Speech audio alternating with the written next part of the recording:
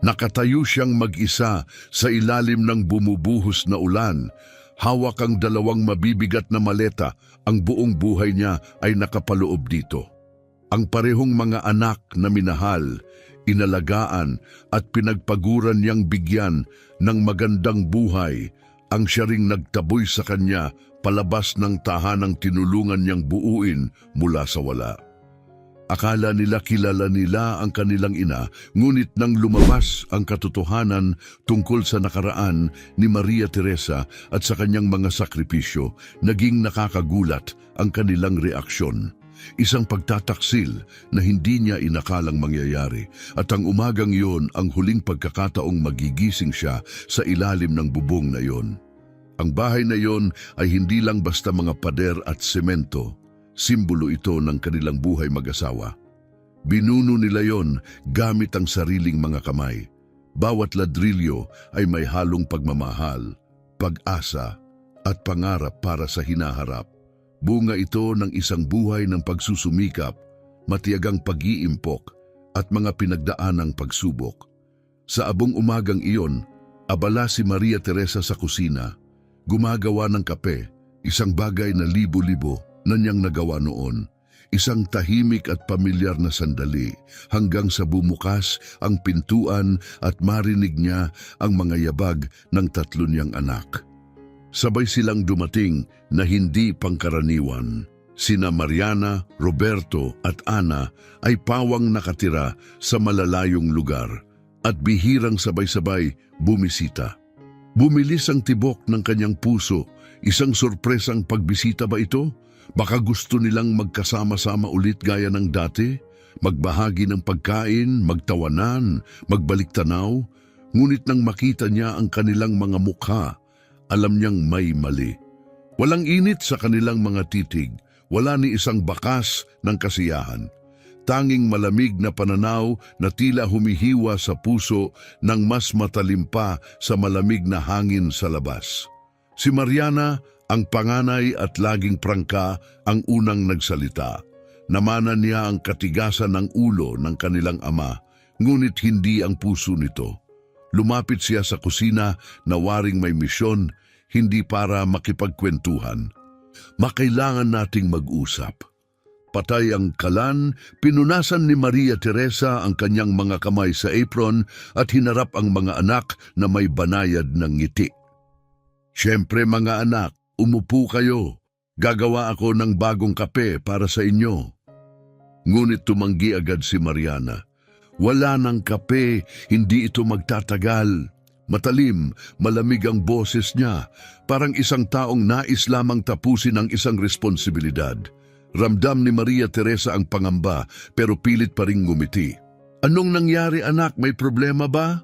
Lumapit si Roberto, nakatago ang mga kamay sa bulsa ng mamahalin niyang pantalon. Hindi pagmamahal, kundi pagkawalang bahala ang nasa kanyang mga mata, tila isang may-ari ng lupa na nagpapalayas ng umuupa. Napag-usapan na namin napagdesisyonan amin na ang bahay na ito. Kailangan mo nang umalis. Tumigil ang mundo niya, tumama ang mga salita na parang bagyo. Napakurap siya, hindi makapaniwala, pilit inuunawa ang narinig. Umalis? Saan ako pupunta, anak? Bahay ko ito. Kami ng tatay niyo ang nagtayo nito. Napailing si Mariana, may halong pangungutya sa kanyang tinig, isang klase ng panlalamig na tanging anak lamang ang kayang gawin sa magulang. Sa legal na papeles, nakapangalan na sa amin ang bahay simula nang pumanaw si Dad. Pinatuloy ka lang namin dito dahil wala ka ng ibang matirhan. Pero tapos na yon, ibebenta na namin. Nanlambot ang tuhod niya. Ibebenta? Bakit? May kanya-kanya kayong bahay at trabaho? Bakit kailangan pakunin ang bahay ng nanay ninyo? Tumawa si Roberto, isang malamig, maikling halakhak na mas masakit pa sa anumang panlalait.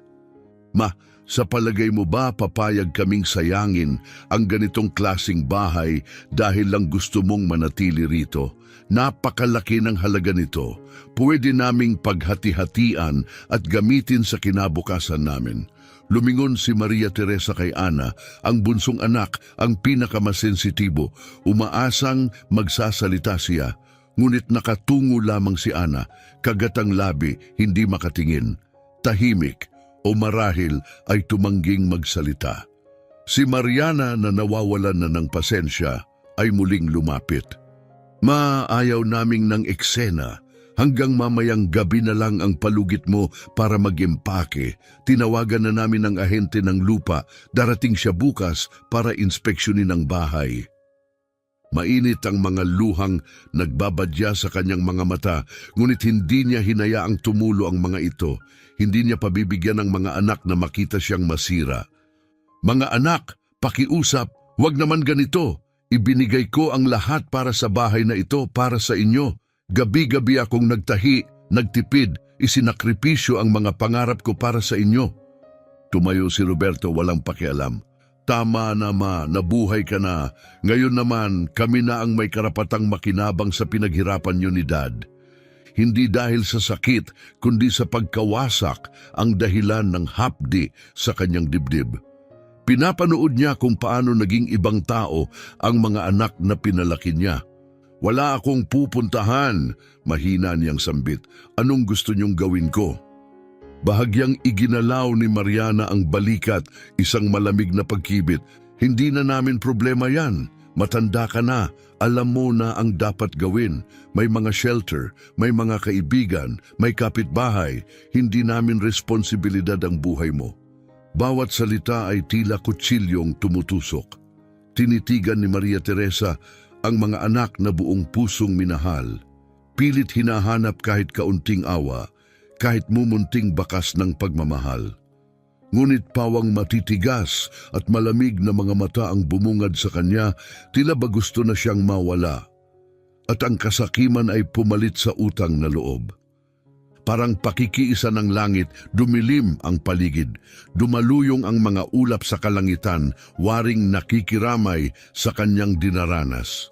Malalim ang kanyang buntong hininga, tumindig ng matuwid at naghanda upang magsalita, kalma, buo at mas matatag kaysa sa inaakala niya.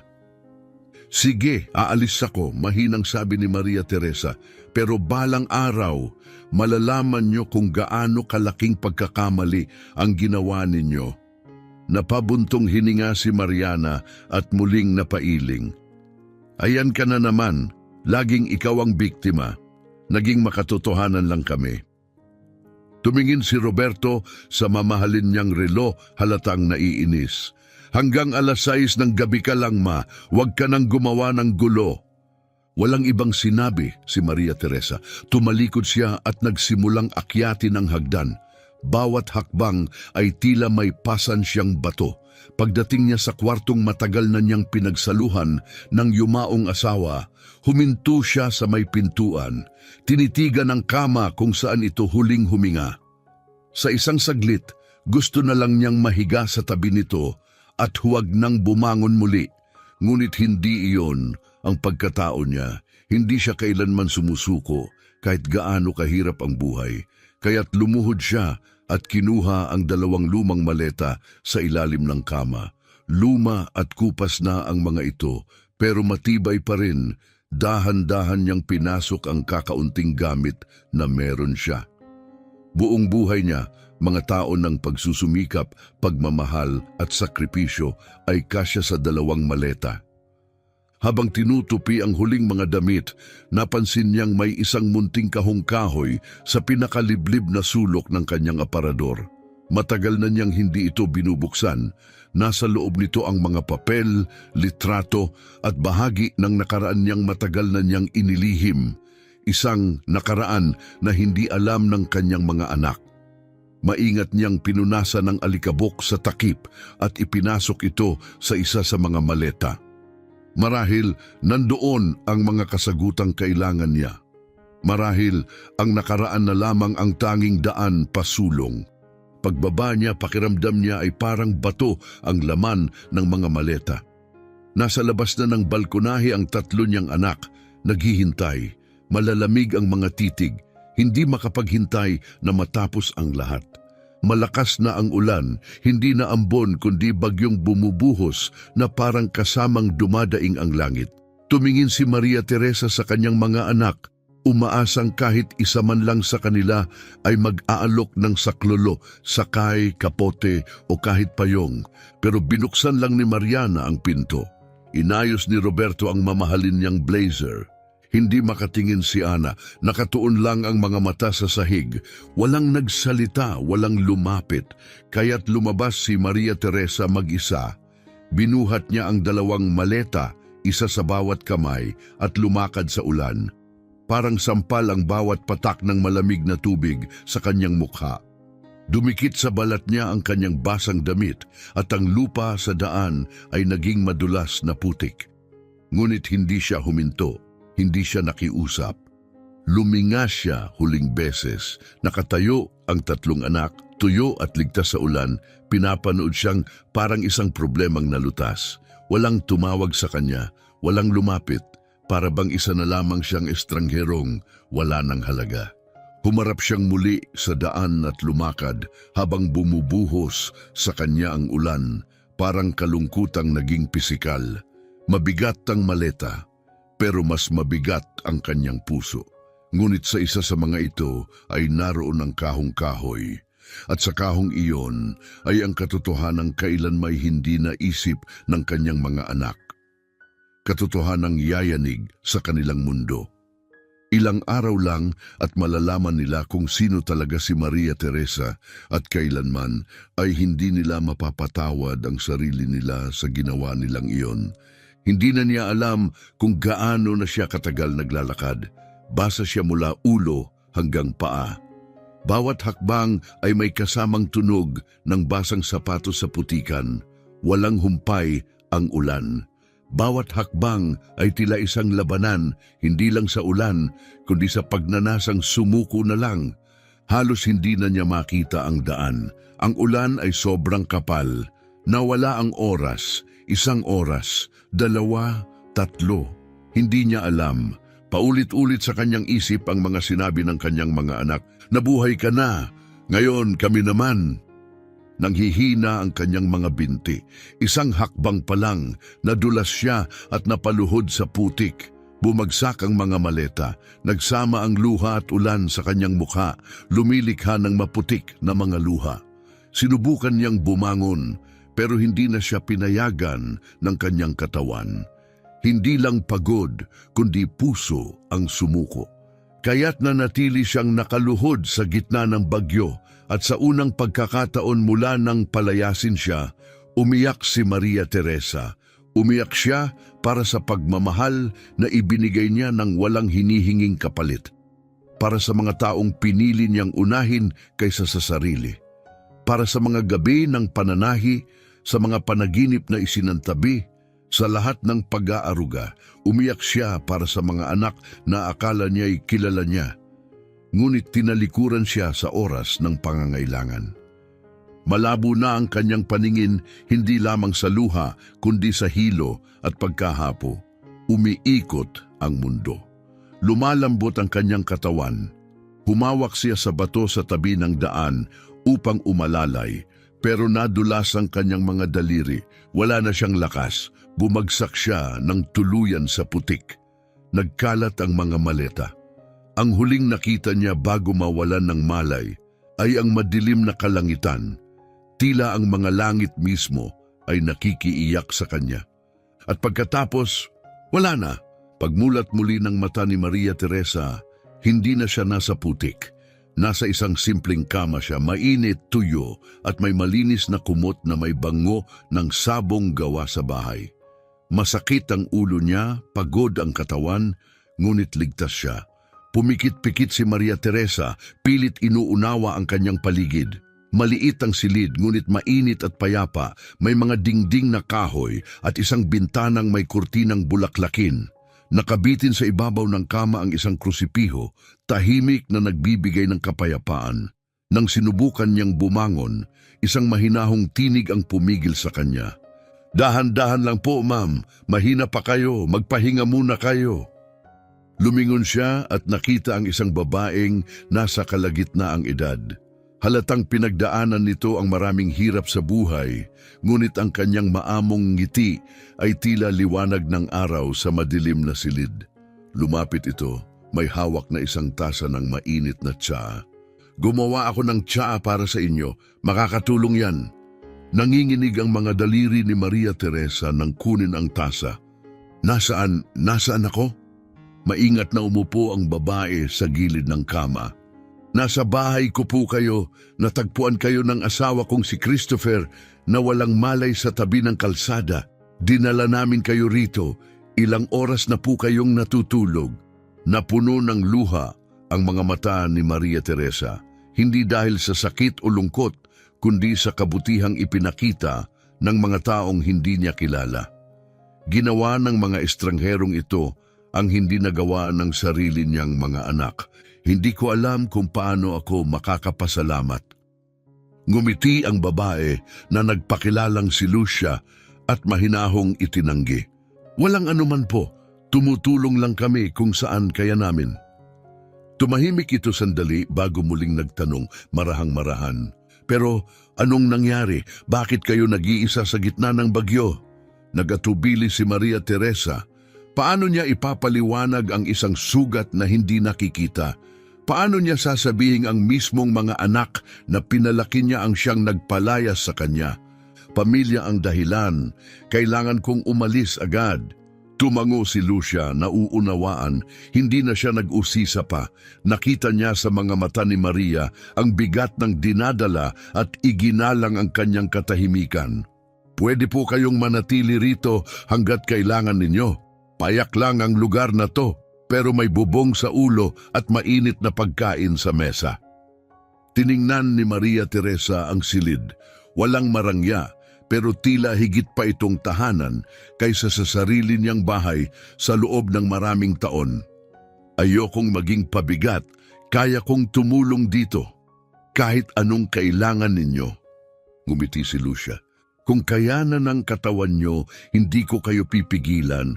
Laging may labahin, may lulutuin. Sa lugar na to, lahat tumutulong. Sa mga sumunod na araw, unti-unting lumakas si Maria Teresa. Tuwing umaga, tinutulungan niya si Lucia sa paglilinis, pagluluto at mga gawaing bahay. Sa bawat araw na lumilipas, unti-unting bumalik ang sigla at tahimik na kapayapaan sa kanyang puso. Payak ang pamumuhay, ngunit naramdaman niya ulit ang layunin. Si Christopher, ang asawa ni Lucia, ay tahimik na lalaking nagtatrabaho sa kalapit na bukid. Tuwing gabi, umuuwi siya na may banayad ng ngiti at laging nagtatanong kung kumusta na si Maria. Wala silang anak, ngunit itinuring siyang parang pamilya, isang malasakit na masakit at nakaantig. Masakit dahil ang sariling mga anak niya ang tumanggi sa pagmamahal na ngayoy ibinibigay ng mga taong hindi niya kaano-ano. Nakagagaling dahil pinapaalala nitong buhay pa ang kabutihan sa mundo. Isang gabi, habang tulog na sina Lucia at Christopher, gising pa rin si Maria Teresa. Malumanay ang patak ng ulan sa bubong, tila alaalang muling bumibisita. Sa isang sulok ng silid, ay naroon pa rin ang dalawang maletang dinala ng mag-asawa. Tahimik siyang tumayo, lumapit at kinuha ang mas mabigat na maleta, ang may laman na lumang kahong-kahoy. Umupo siya sa isang upuang kahoy sa may bintana, binuksan ang kahon na matagal nang nakakandado, isang kabanata ng kanyang nakaraan. Nanginginig ang mga kamay niya habang binubuksan ang takip. Nasa loob ang mga kupas na litrato, lumang papeles at naninilaw na mga clipping mula sa dyaryo. Kinuha niya ang unang larawan at napahinto ang kanyang puso. Siya iyon, mas bata, halos hindi niya makilala ang sarili. Nakaharap siya sa isang malaking mansyon, nakasuot ng magarang damit, maayos ang ayos ng buhok. Katabi niya ang dalawang taong elegante ang anyo, ang kanyang mga magulang na matagal na niyang hindi nakita, mga magulang na mas pinili ang kayamanan kaysa sa kanya. Marahan niyang hinaplos ang larawan at bumalik ang mga alaala.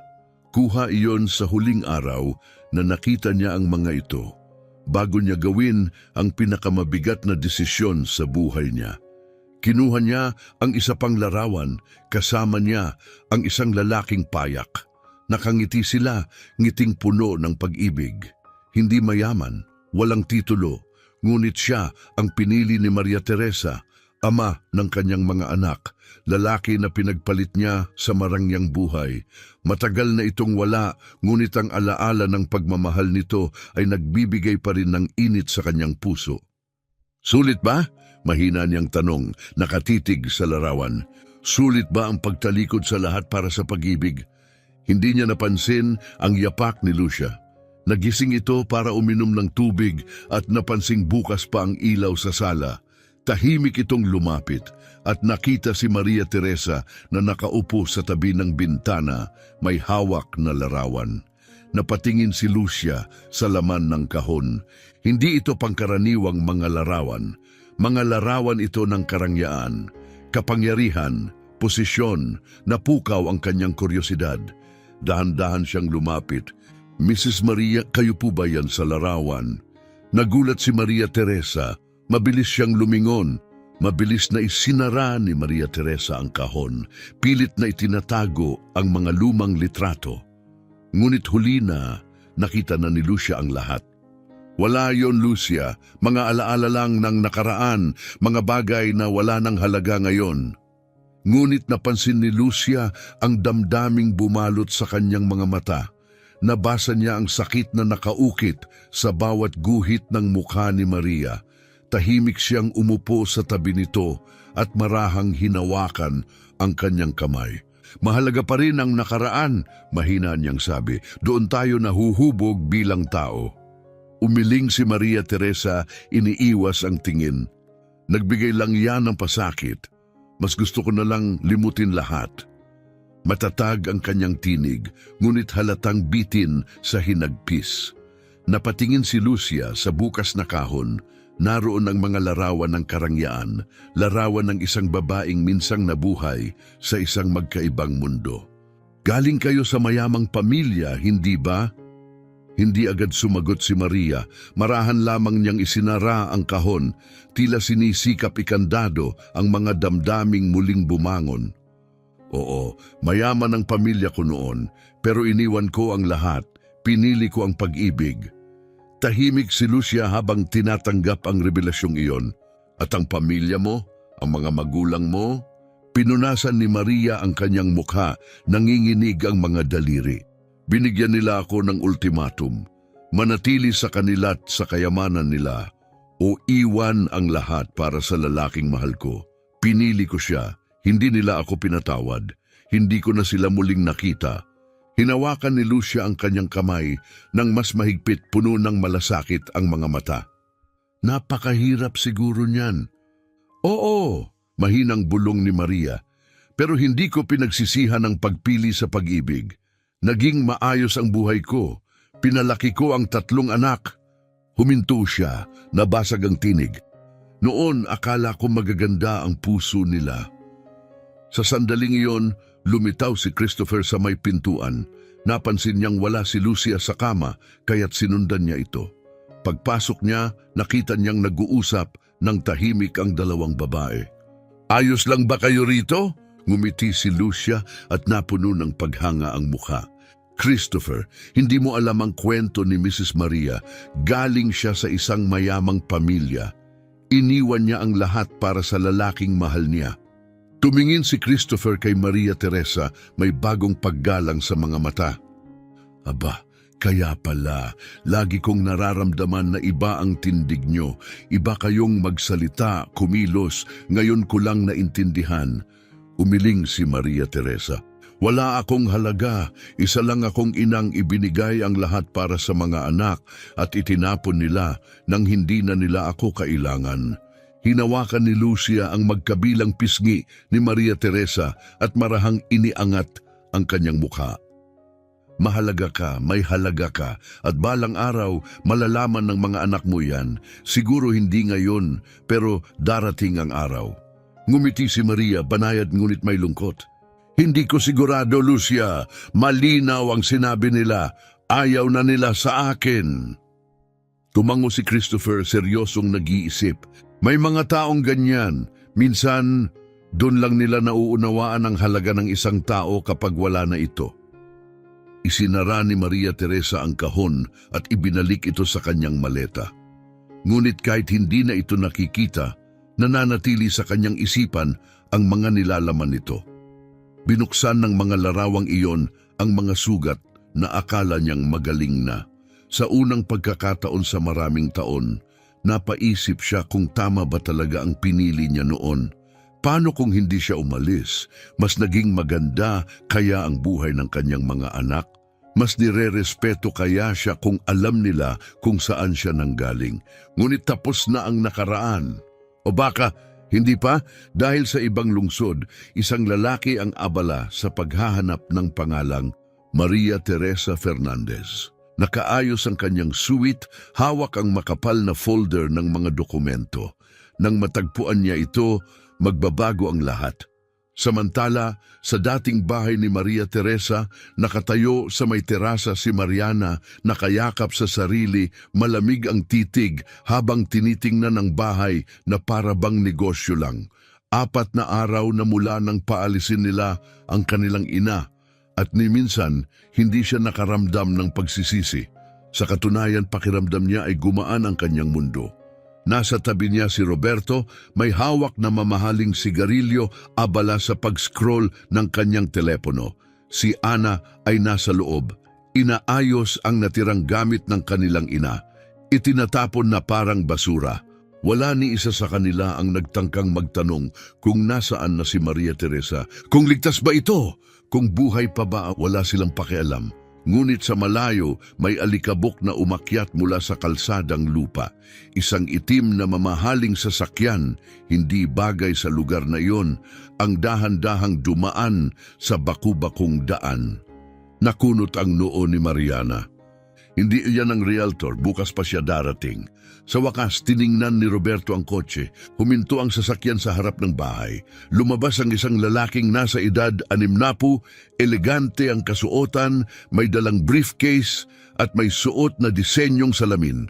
Halatang sanay sa malalaking transaksyon. Tiningnan niya ang isang papel, tumingin sa bahay at umakyat sa terasa ng may autoridad. Magandang hapon, hinahanap ko si Ginang Maria Teresa Fernandez. Dito po ba siya nakatira? Napakurap si Mariana, litong-lito. Fernandez, hindi. Silva ang apelyido ng nanay ko. Tumingin muli ang lalaki sa papel, tapos bumalik ang tingin sa kanila. Maaaring ginagamit na lang niya ang pangalang Silva, pero legal na pangalan niya ay Maria Teresa Fernandez. Nandito po ba siya? Lumapit si Roberto, nagdududa ang boses. Sino ka ba? Anong kailangan mo sa nanay namin? Iniabot ng lalaki ang kanyang business card. Ako po, si Dr. Alberto Pascua. Abogado ako ng pamilyang Fernandez sa loob ng mahigit 30 taon. Espesyalista ako sa mga usaping pamana at ari-arian. Kinuha ni Mariana ang card, kumirot ang sikmuran niya. Ang pangalang Fernandez, parang pamilyar. Dr. Alberto, hindi niya kailaman binanggit yang apelidong yan. Silva talaga siya sa amin. Napabuntong hininga si Dr. Alberto. Matagal na niyang iniwan ang pangalang Fernandez, ngunit legal pa rin niya itong apelyido. At kailangan ko siyang makausap kaagad. May kinalaman ito sa isang malaking pamana. Ang mga salitang iyon ay parang kulog. Pamana? Anong klasing pamana? Lumabas si Ana sa pintuan, narinig ang usapan. Nanatili siyang nakatayo, nanlalamig. Ayos ni Dr. Alberto ang hawak niyang briefcase. Kamatayan ng kanyang mga magulang, sina Augusto at Victoria Fernandez. Ang dahilan, may naiwan silang testamento. Pinangalanan si Maria Teresa Fernandez bilang nag-iisang tagapagmana.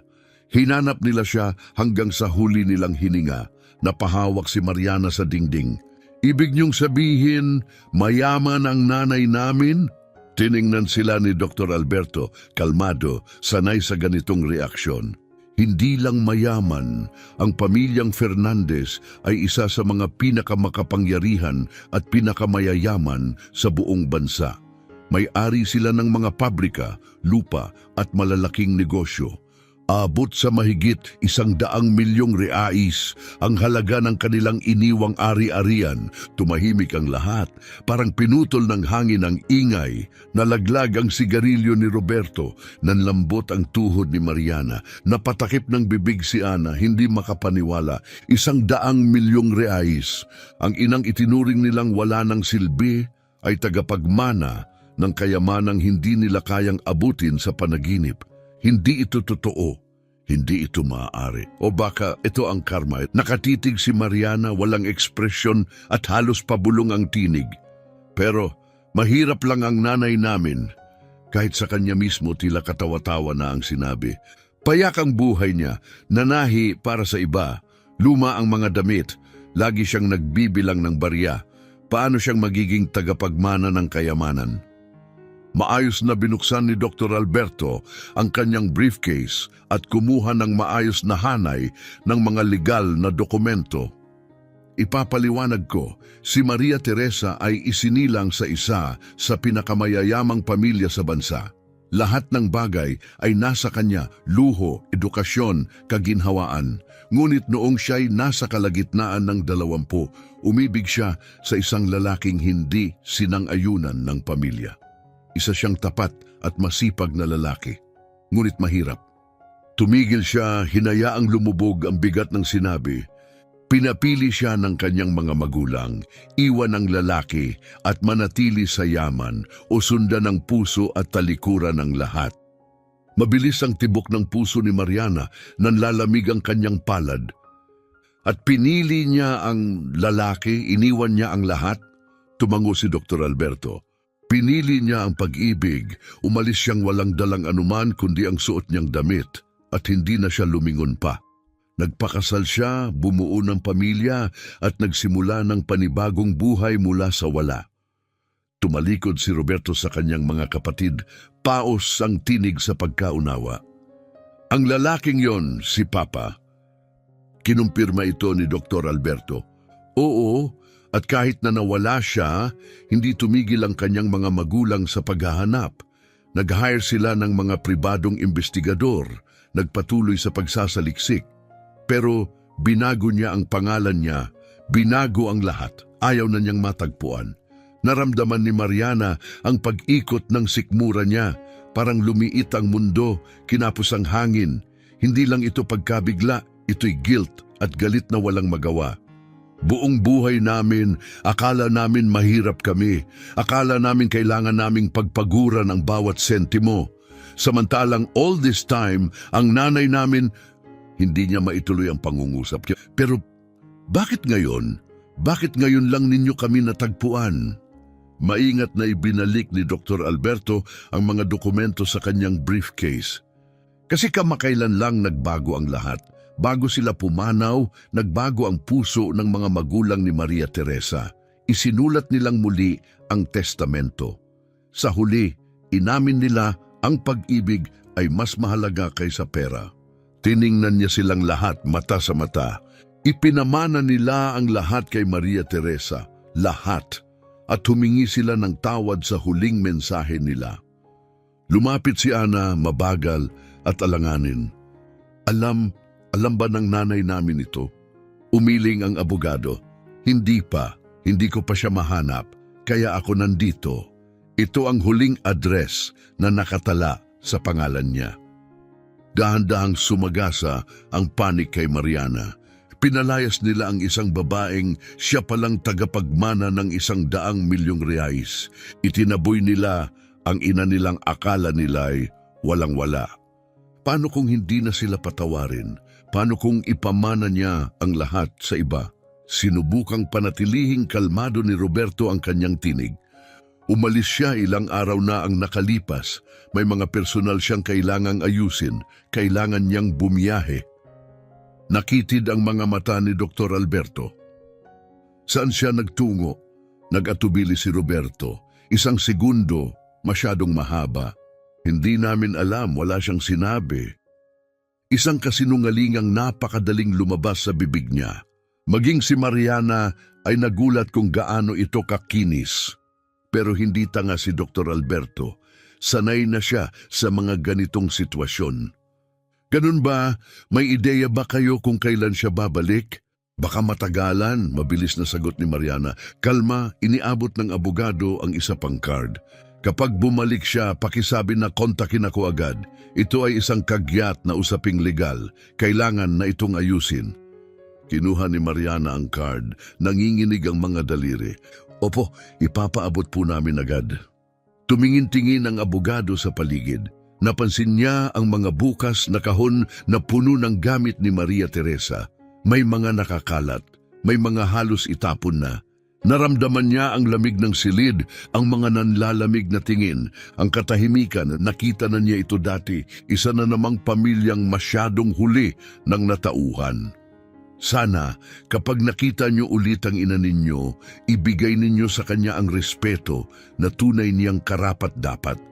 Isang taong iniwan ng 100,000,000 reais alang-alang sa pag-ibig, bihira ang ganun. Pagkasabi nito, tumalikod siya at lumakad palayo.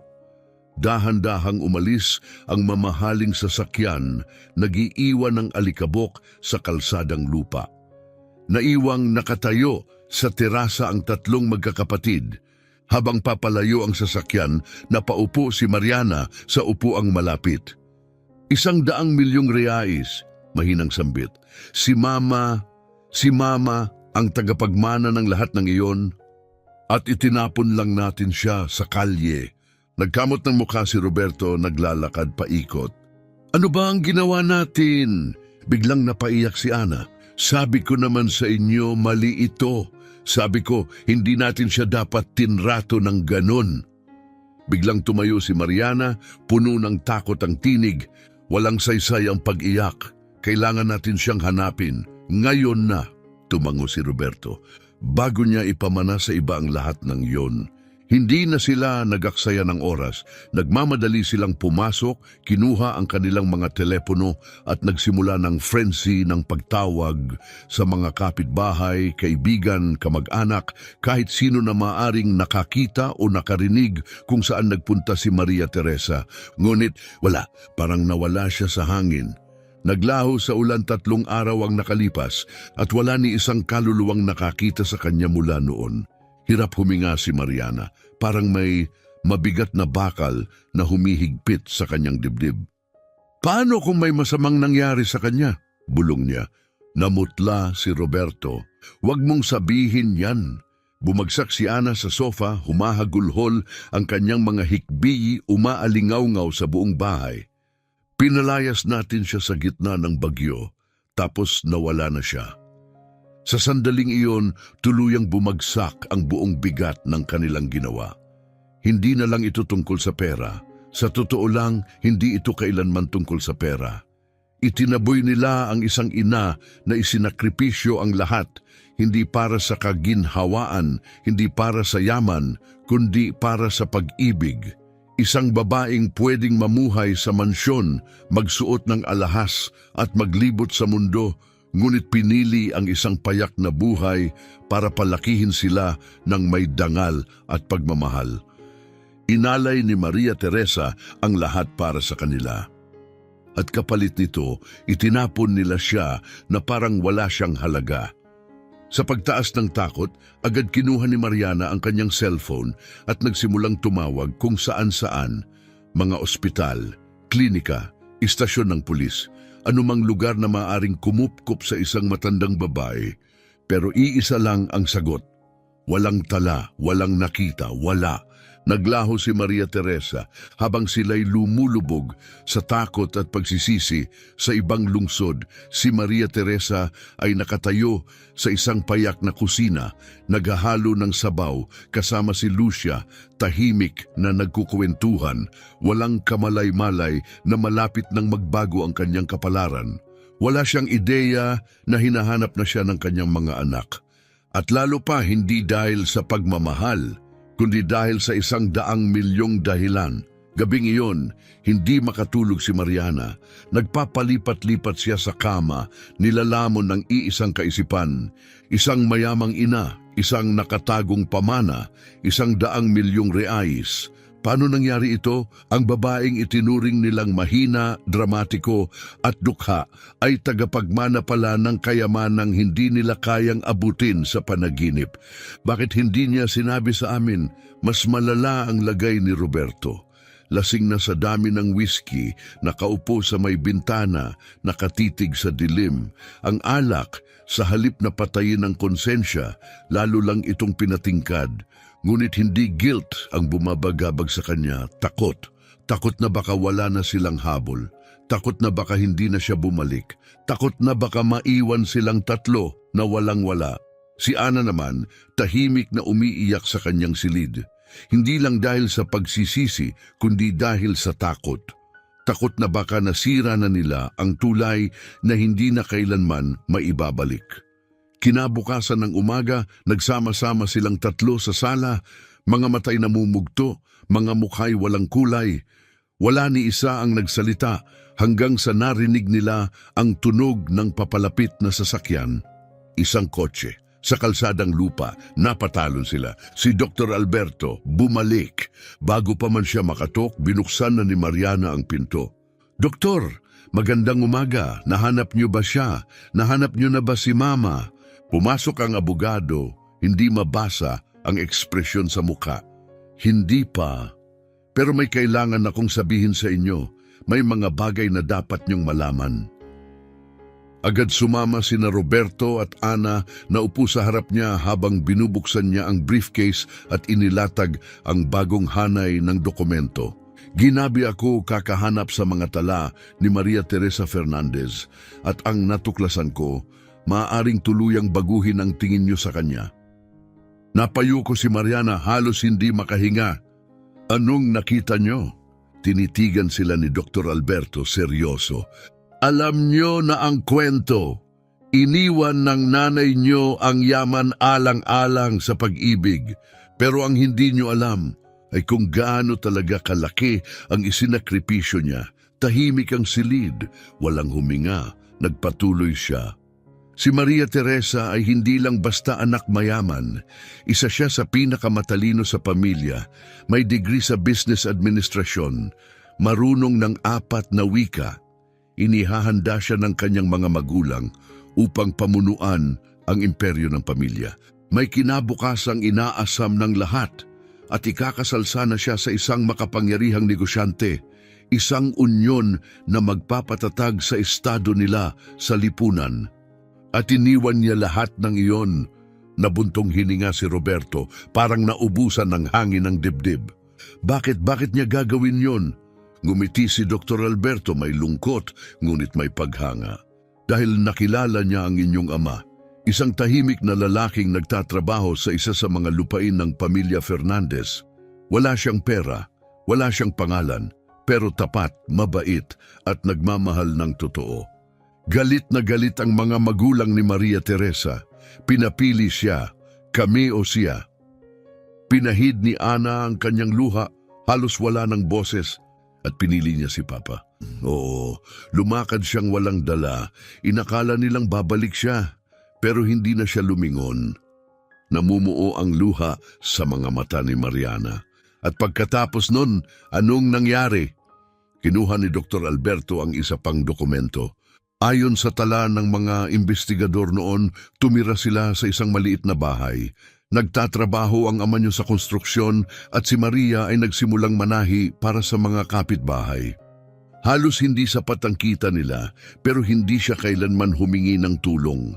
Hindi siya nagreklamo, hindi siya nanghingi. Tumingin si Roberto sa sahig. Palagi niyang sinasabi, "Kaya ko, hindi ko kailangan ng kahit sino." Tumango si Dr. Alberto. Hindi yun kayabangan, lakas yun. Ayaw niyang kaawaan, gusto lang niyang mamuhay sa sarili niyang paraan. Tahimik ang magkakapatid. Lahat ng inakala nila tungkol sa kanilang ina, lahat ng reklamo, mga masasakit na salita, mga panahong binaliwala nila siya, ngayon ay tila napakabigat na dalahin. Iniwan ni Maria Teresa ang kaginhawaan para sa pagmamahal. At nang siya'y nangailangan ng pagmamahal, tinalikuran siya ng kanyang sariling mga anak. Ngayon, malinaw na ang lahat. Garalgal ang boses ni Mariana, halos pabulong sa bigat ng damdamin. Nagpatuloy si Dr. Alberto, banayad, ngunit matatag. Matapos kayong isilang, sinundan ng mga investigador ang buhay ng inyong ina mula sa malayo. Araw at gabi siyang nagtrabaho para mapanatiling buo ang pamilya. Nakakatulong ang inyong ama, ngunit maliit lang ang kinikita niya. Karamihan ng gastusin sa bahay ay tinustusan ng kanyang pananahi, ang kanyang mga kamay, ang kanyang pagpupursige, ang kanyang sakripisyo. Yan ang dahilan kung bakit may pagkain kayo sa mesa. May apoy na sumiklab sa dibdib ni Mariana. Hindi yung nagbibigay init, kundi naglalagablab na sakit. Hiya at galit. Hiya sa ginawa nila. Galit na hindi nila nalaman ang katotohanan noon pa. Bakit hindi niya sinabi sa amin? Tanong ni Mariana, nanginginig ang tinig. Tiningnan sila ni Dr. Alberto na may pagod na pangunawa, ang uri ng tingin na kayang ibigay lamang ng isang taong nakasaksi na ng maraming trahedya. Marahil dahil nahihiya siya o marahil ayaw niyang lumaki kayo na may bigat ng konsensya. Gusto niyang matutunan yung pahalagahan ang meron kayo, hindi ang mga nawala sa kanya. Isang hagulgol ang bumasag sa katahimikan, si Ana. At paano namin siya pinalad? Pinalayas namin siya na parang wala siyang halaga. Hindi na kailangang magsalita ang abogado. Ang katahimikan sa silid ay mas malakas kaysa anumang paghuhusga. Tumayo si Roberto at lumapit sa bintana. Nakatingin sa daan, pero ang isipan ay nasa malayo. May iba pa ba, Dr. Alberto? May dapat pa ba kaming malaman? Nagalinlangan ng abogado, saglit na tumingin sa dokumentong nasa loob pa ng kanyang briefcase. Meron, pero hindi ako sigurado kung handa na kayong marinig ito. Tumayo si Mariana, pinunasan ng luha sa pisngi. Kailangan naming malaman ang lahat, pakiusap.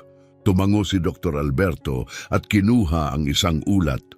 Galing ito sa huling investigador na inupahan ng kanyang mga magulang.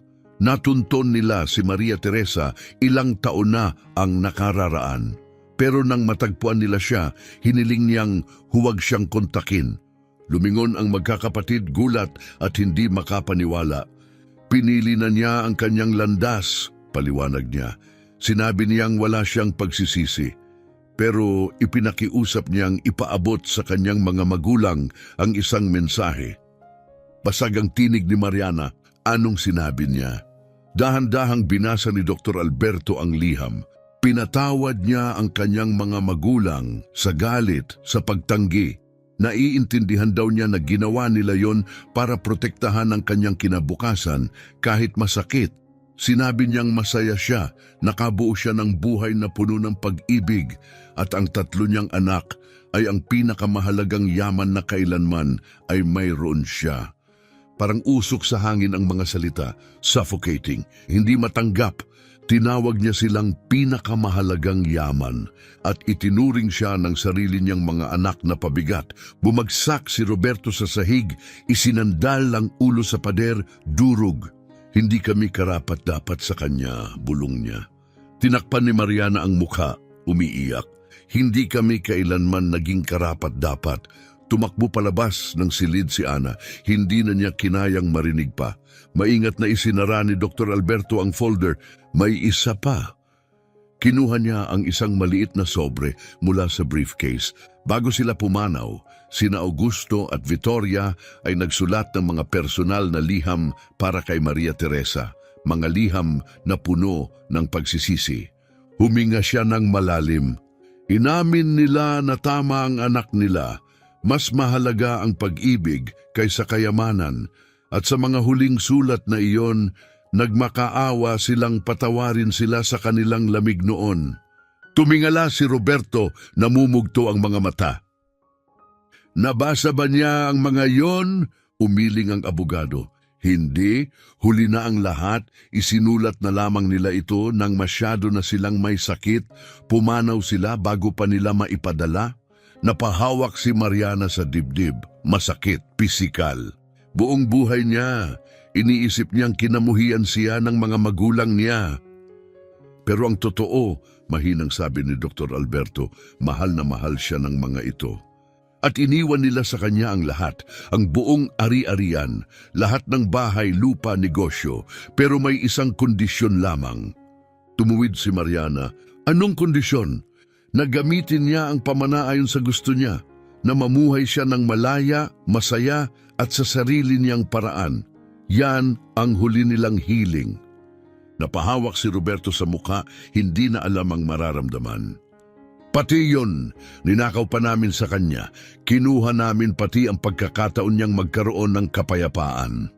Biglang bumalik si Ana, may hawak na lumang kahon. Nakita ko to sa kwarto ni Mama, mahina niyang sabi, nakatago sa sulok ng kabinet. Ano yan? Tanong ni Mariana. Maingat na binuksan ni Ana ang kahon.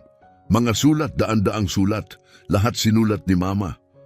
Lumapit si Dr. Alberto, biglang naging interesado. Pwede ko bang tingnan? Inabot ni Ana ang mga sobre. Nagbasa si Dr. Alberto ng ilan at unti-unting nagbago ang ekspresyon niya. Diyos ko! Tumayo agad si Roberto. Ano yon? Ito'y mga liham ni Maria Teresa para sa kanyang mga magulang. Sa loob ng maraming taon, palagi siyang sumusulat, pero hindi niya kailanman ipinadala. Kumuha si Mariana ng isa, nanginginig ang kamay, binasa niya, Mahal kong ina at ama, ngayong araw ay 10 taon mula nang umalis ako sa ating tahanan. Wala akong pagsisisi, mabuti ang asawa ko, malulusog ang mga anak ko, pero aaminin ko, miss na miss ko na kayo. Basag ang tinig ni Mariana, bumagsak muli ang katahimikan. Wala nang kayang magsalita. Ang katotohanan ay hindi na lamang tungkol sa pera, ito'y tungkol sa pag-ibig na tinapakan nila, sa sakripisyong binaliwala nila, at sa ina na hindi nila kailanman lubusang nakilala. Nanginginig ang boses ni Mariana habang nagbabasa, nanginginig din ang kanyang mga daliri at bawat salitang lumalabas sa kanyang bibig ay parang pumuputol sa puso niya. Miss ko na ang mga kwentuhan natin, Mama, at ang mga payo ni Papa. Sana balang araw, mapatawad mo ako. Sana maintindihan mong pinili ko ang pag-ibig at hindi ibig sabihin nun na tumigil akong magmahal sa inyo. Binasag ng luha ang kanyang boses, ngunit pinilit niyang magpatuloy kahit nanlalabusa ang kanyang paningin. Lumalaki na si Mariana, matalino at maganda. Si Roberto pasaway pa rin, pero malaki ang puso. At si Ana, bagong silang at perpekto, pinaka-perpektong bagay na nakita ko. Sana makilala niyo ang mga apo ninyo, pero naiintindihan ko kung ayaw niyo. Nire-respeto ko yan. Gusto ko lang malaman niyo, masaya ako. Mahirap, oo, pero masaya. Biglang inagaw ni Roberto ang sulat mula sa kanyang mga kamay. Agad binuklat ang dulo. Basag ang boses niya habang binabasa. At kung ako'y lilisan sa mundong ito, gusto kong malaman ng mga anak ko na sila'y mahal ko, na ibinigay ko ang lahat ng kaya kong ibigay. At hindi ko pinagsisihan ang alinman sa aking pinili dahil pinili ko ang pag-ibig at ang pag-ibig ay higit pa sa anumang kayamanan. Hindi niya na kayang magpatuloy. Binitiwan niya ang sulat at nagtatakbong lumabas ng bahay. Hindi na kayang pigilan ang bagyong nararamdaman sa loob. Lumuhod si Mariana at pinulot ang isa pang liham mula sa bunton. Isinulat ito ilang buwan lang ang nakalilipas. Mahina ang kanyang boses habang binabasa. Mahal kong ina at ama, kung binabasa niyo ang liham na ito, ibig sabihin ay nilisan ko na ang mundong ito. Gusto kong malaman niyo na mahal ko kayo palagi. Wala akong kinimkim na sama ng loob. Alam kong ginawa niyo lang ang sa tingin niyong tama. At ngayong tinitingnan ko ang sarili kong mga anak, mas naiintindihan ko kayo. Lahat tayo gusto ng mabuti para sa mga mahal natin. Ang paniniwala nyo, pera ang sagot, sa akin pag-ibig. Marahil pareho tayong tama o pareho ring mali, pero hindi na mahalaga yon. Ang mahalaga, namuhay akong tapat, nagtrabaho ako, Pinalaki ko ang 3 kahangahangang anak at kung mabibigyan ako ng pagkakataong bumalik, uulitin ko ang lahat dahil minahal ko ng totoo. At ang ganitong klasing pagmamahal, hindi kailanman maagaw sa akin. Hindi na makapagpatuloy si Mariana, masyado nang bumaha ang luha niya at nababasa na ng luha ang papel. Maingat na kinuha ni Ana ang liham at sa nanginginig na labi, binasa ang huling bahagi. P.S. Kung matagpuan man ng aking mga anak ang mga liham na ito, gusto kong malaman niyo.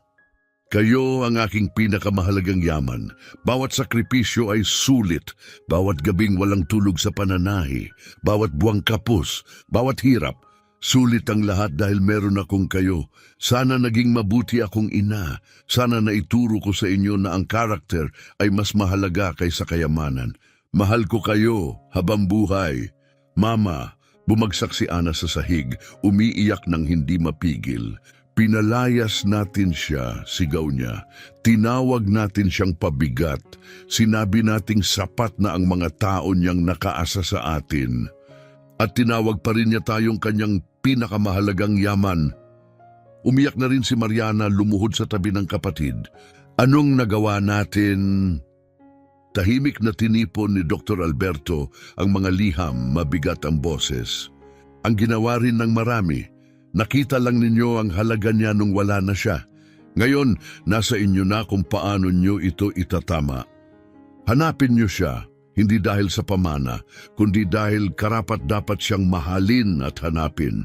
Sa sandaling iyon, bumalik si Roberto Pula, ang mata na mamaga. Kailangan nating hanapin si Mama, mariing sabi niya. Ngayon din, tumango si Mariana walang pag-aalinlangan. Tara, umalis na tayo, ngayon na. Mabilis silang sumakay sa kotse at humarurot sa kalsada. Desperado ang bawat kilos, bawat hinga. Tumawag sila sa mga ospital, klinika, botika, kapitbahay, kahit sinong maaaring nakakita sa kanya. Ngunit walang nakakita, walang tala. Parang naglaho si Maria Teresa habang lumalalim ang gabi at wala pa ring resulta ang paghahanap, mas lalong sumisikip ang dibdib nila. Hindi na ito tungkol sa pera, wala nang halaga ang yaman kumpara sa nawala sa kanila. Hindi lang ina ang itinaboy nila, kundi isang anghel, isang nilalang na iniwan ang langit para mamuhay ng payak sa lupa. Alang-alang sa pagmamahal. Sa pagmamaneho ni Mariana sa maputik na kalsada, namumugto ang mga mata niya, hawak ang cellphone, tumatawag sa kahit sinong may kaalaman. Si Roberto nakatungo, nakaakap sa kanyang mukha, pabulong, kasalanan ko to, lahat ng to. Sa likod si Ana walang imik, nakatingin sa bintana. Bawat daan, bawat bukid, bawat bahay, pinagmamasdan, umaasang makakakita ng palatandaan. 4 na araw na mula noong umagang iyon, 4 na araw mula nang paalisin nila ang kanilang ina. At hanggang ngayon, walang bakas ni Maria Teresa. Parang nilamon na siya ng lupa. Pauwi na sana sila, bagsak ang loob nang biglang may nakita si Mariana sa may bakod. Isang matandang babae, nakatingin sa malayo, si Mrs. Carmela, pinakamatandang kapitbahay.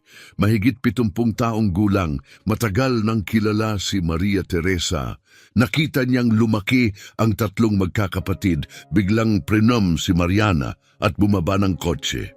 Mrs. Carmela, sigaw niya patakbo sa may bakuran. Mrs. Carmela, nakita niyo po ba si Mama? Tanong ni Mariana, desperado, namumutla. Tinitigan sila ng matandang kapitbahay, isang tinging puno ng kalungkutan at lalong higit, matinding pagkadismaya. Oh, mahina niyang sagot. Nakita ko siya nung araw na itinaboy niyo siya. Nanlambot ang tuhod ni Mariana, halos mawalan siya ng boses.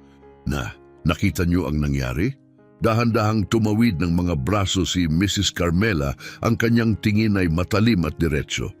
Nakita ko ang lahat. Nakita ko kayong nakatayo sa tuyong terasa habang ang nanay niyo'y lumalakad sa ulan. Bit-bit ang 2 mabibigat na maleta. Mag-isa. Nakita ko siyang nadapa sa putik at nakita ko kung paano wala ni isa sa inyo ang tumulong. Lumapit si Roberto, halatang bagsak sa hiya. Alam namin, nagkamali kami, pero kailangan talaga namin siyang mahanap ngayon. Mahalaga po ito. Mapait na tumawa si Mrs. Carmela, isang halakhak na puno ng sarkasmo at sakit. Ngayon mahalaga? Ngayon, 4 na araw na ang lumipas, saka kayo nagmamalasakit matapos niyong itapon siyang parang basura? Tinangkang ipaliwanag ni Mariana, nanginginig ang boses. Hindi po ganoon. May mga nalaman kami, mahahalagang bagay, mga hindi namin alam noon. Bahagyang tumango si Mrs. Carmela, parang alam na ang lahat. Hulaan ko, nalaman niyong may pera siya. Namutla si Mariana, pabulong ang sagot. Paano niyo nalaman? Lumambot ng kaunti ang mga mata ng matanda. Kasi sinabi niya sa akin matagal na, ikinuwento niya ang lahat, nagtitiwala siya sa akin. Natigilan ang magkakapatid. Ang kanilang ina, ibinahagi ang sikreto sa kapitbahay. Pero hindi kailanman sa kanila, hindi sa sarili niyang mga anak. Nagpatuloy si Mrs. Carmela, mahina ngunit matatag ang tinig. Ikinuwento niya na isinilang siyang mayaman, na iniwan niya ang lahat alang-alang sa pag-ibig. At pinakiusapan niya akong huwag isiwalat. Sinabi niya kailangan niyong matutunang pahalagahan ang mga bagay sa sarili niyong paraan. Lumapit si Ana, namumugto ang mga mata. Ano pa po ang sinabi niya sa inyo? Tinitigan sila ni Mrs. Carmela na may mabigat na puso. Mga bagay na dapat sanay kayo mismo ang nakapansin kung talagang inintindi niyo siya bilang isang tao. Lumapit siya paunti-unti. Alam niyo ba kung ilang beses kong nakita si Maria Teresa na nagugutom para lang makakain kayo? Nanlaki ang mata ni Roberto. Anong ibig niyong sabihin? Ibig kong sabihin, tumalim ang tono niya, na madalas niyang sabihin sa akin na busog na siya. Pero makikita ko ang kanyang plato sa lababo, walang laman. Alam kong wala siyang kinain. Nagkunwari siyang busog para lang may sapat na pagkain kayo. Nanginginig ang tinig ni Mariana. Hindi kumakain si Mama para lang kami ang makakain. Sa loob ng maraming taon, lalo na noong mga teenager pa kayo, kapag kumain kayo na parang mga gutom na lobo, gigising siya 2:00 o 3:00 ng madaling araw para magtahi. Hindi siya kumakain ng maayos, ilang taon hindi bumibili ng bagong damit. Lahat ginawa niya para sa inyo. At paano niyo siya binalikan? Tinawag niyong pabigat. Bumagsak si Roberto, tinakpan ang muka, pilit pinipigil ang iyak. Hindi namin alam. Lumapit pa si Mrs. Carmela. Tama. Hindi niyo alam kasi hindi niyo kailanman tinanong. Hindi niyo siya tiningnan bilang tao. Inisip niyo lang siyang katulong, taga-alaga, tagapagpakain. Bumagsak sa lupa si Ana, nanginginig ang mga kamay.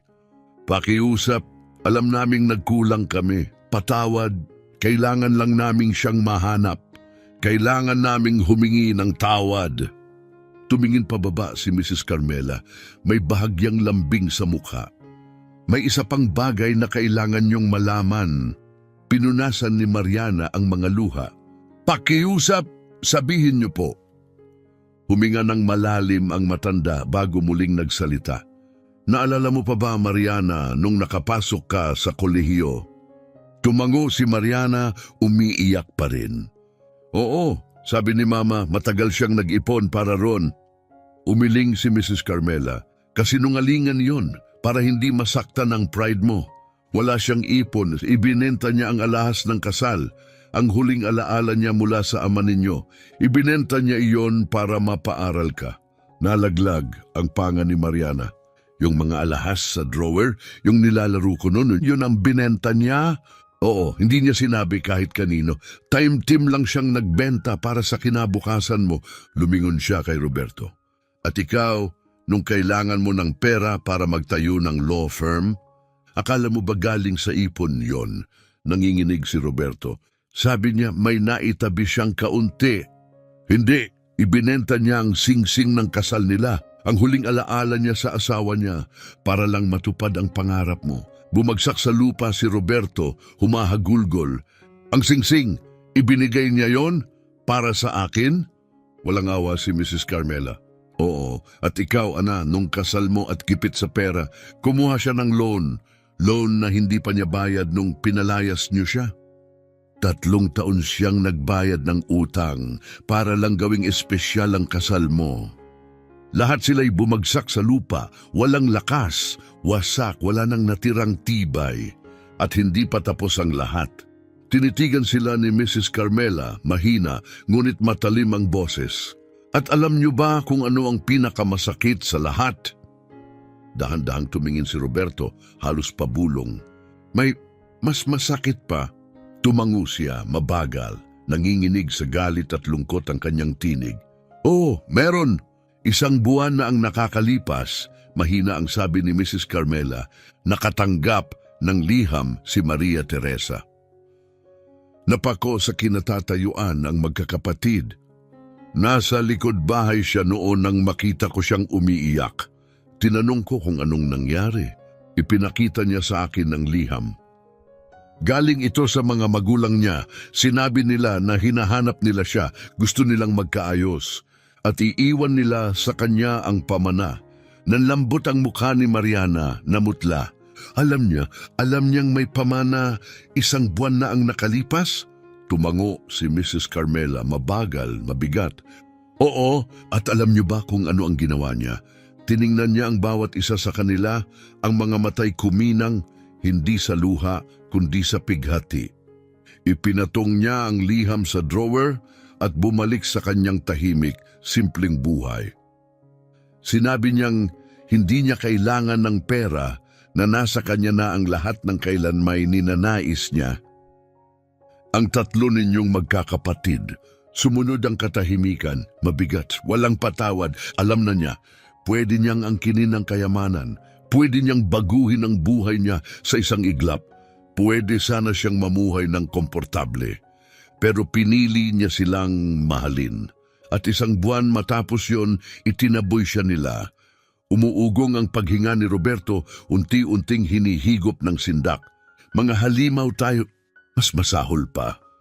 Bumagsak si Mariana sa harap ni Mrs. Carmela, hinawakan ang laylayan ng palda nito. Pakiusap, kung alam niyo kung saan siya, kahit anong impormasyon, umiling ang matanda. Hindi ko alam kung nasaan siya, pero kung mahanap niyo man siya, bumigat ang boses niya. Hindi kayo karapat-dapat sa kapatawaran niya. Tumayo si Ana, puno ng luha ang mukha. Alam namin, pero kailangan pa rin naming subukan. Kailangan naming sabihin sa kanya na alam na namin ang totoo, lahat ng totoo. Bumalik sila sa bahay, tila mga multo. Tahimik, basag, hindi nakilala ang sarili. Ginalugad nila ang bawat sulok, mga drawer, mga kwaderno, mga baul, hindi para sa pera, kundi para sa bakas ng kanyang iniwang puso. Pero ang natagpuan nila ay mas mabigat, ang buong katotohanan. Binuksan ni Mariana ang isang lumang kwaderno, pahina-pahina, nakatala ang bawat gastos sa bahay, bawat sentimo. Mga sulat sa gilid, nilampasan ang tanghalian para makadagdag sa ulam ng mga bata. Nagtahi hanggang 3:00 ng madaling araw para sa tuition ni Ana. Ibinenta ang huling hikaw para sa gamot ni Roberto. Bawat salita, 1 punyal sa puso. Natagpuan ni Mariana sa ilalim ng kama ang isang folder. Resibo, 2 dosenang resibo ng bayad sa utang para sa kasal ni Ana. Bayad, buwan-buwan, walang mintis, mga sakripisyo sa tinta, 1 lumang sobre, mga litrato. Si Maria Teresa, bata pa, maganda, elegante, nasa mga ingranding pagtitipon kasama ang mga politiko at negosyante. Pero sa ilalim ng bunton ng larawan, isang iba't ibang litrato. Si Maria Teresa, nakasimpleng damit pangkasal, katabi ang kanilang ama. Walang kayamanan, walang alahas, puro pag-ibig. At ang pinakamalaking ngiti na nakita nilang magkakapatid. Binuksan ni Roberto ang maliit na kahon, mga liham mula sa kanilang ama, puno ng init at pagmamahal. At mga sagot ni Maria Teresa, hindi kailanman na ipadala, pero itinago. Isa ay ganito, aking mahal, Alam kong mahirap ang buhay natin. Alam kong sobra kang nagtatrabaho, pero gusto kong malaman mong hindi ko pinagsisisihan ang alinman. Kahit isang araw lang nakapiling ka, kahit kapalit ay libong yaman, ikaw at ang mga anak natin, kayo ang tunay kong kayamanan. Hawak ni Roberto ang sulat sa dibdib, umiiyak habang binabasa. Paulit-ulit, binuklat ni Ana ang lumang diary. Napunta sa isang pahina, binasa niya. Ngayong gabi, tinawag akong nakakainis ni Mariana kasi hindi ko siya pinayagang lumabas. Masakit, pero alam kong sandali lang ito. Hindi niya pa naiintindihan kung gaano ako nag-aalala. Na mahal ko siya higit sa lahat, na ibibigay ko ang lahat para sa kanya. Balang araw maiintindihan niya rin, balang araw silang lahat. Isinara ni Ana ang diary at niyakap ito. Naniniwala siyang darating ang araw na maiintindihan namin at nang kailangan niya kami, ipinakita naming wala kaming naintindihan kahit kailan. Buong hapon silang tahimik, tanging ang mga alaala ni Maria Teresa ang nagsasalita. Hindi siya basta yung tahimik na ina sa kusina. Isa siyang mandirigma, isang inang walang kapantay ang pagmamahal, at bawat lihim na resibo, bawat sulat, bawat pahina, ay patunay na ibinigay niya ang lahat at wala silang naibalik. Habang papalubog ang araw, naupo silang tatlo sa sahig ng sala, pinalilibutan ng mga papel, mga litrato at ng buong bigat ng katotohanan. At ng pagsisisi, tahimik ngunit matatag, nagsalita si Mariana. Kailangan natin siyang hanapin, hindi dahil sa mana, hindi para sa kahit anong bagay, kundi dahil ito ang tama. Tumango si Roberto, maputla, walang lakas. Kahit ilang taon pa yan, hahanapin natin siya at hihingi tayo ng tawad. Pinunasan ni Ana ang kanyang mga mata. Pero paano kung hindi niya tayo patawarin? Tumingin si Mariana sa kanyang mga mata. Tatanggapin natin yon. Dahil hindi tayo karapat-dapat sa kapatawaran, pero kailangan pa rin nating subukan.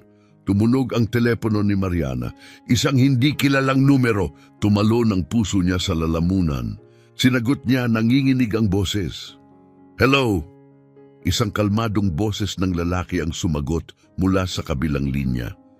Mariana, ako si Christopher, isang kapitbahay rito sa aming lugar. Nakuha ko ang numero mo kay Mrs. Carmela, sabi ng boses sa kabilang linya. Napatigil ang hininga ni Mariana. Alam niyo ba kung nasaan si Mama? Nanginginig ang boses niya. Pakiusap, alam niyo ba kung nasaan siya? Saglit na katahimikan. Pagkatapos maingat na sagot, oo, nandito siya sa bahay namin. Si Christopher iyon, ang asawa ni Lucia. Ilang araw na ang nakalipas, nakita ko siyang nakahandusay sa tabi ng daan, paliwanag niya. Parang tambol ang tibok ng puso ni Mariana. Ayos lang ba siya? Pakiusap, sabihin niyong ayos lang siya? Ligtas siya, paniniguro ni Christopher. Inaalagaan siya ng mabuti ng asawa ko. Pero sumunod ang babala. Pero kailangan kong maging tapat. Ayaw kanyang makita. Agad na kinuha ni Roberto ang telepono mula kay Mariana, desperado. Pakiusap, sir! Kailangan lang naming makita siya. Bigyan niyo kami ng pagkakataon. Saglit na katahimikan, isang buntong hininga. Ibibigay ko ang address, pero hindi ko maipapangakong kakausapin niya kayo. Parang walang katapusan ang biyahe.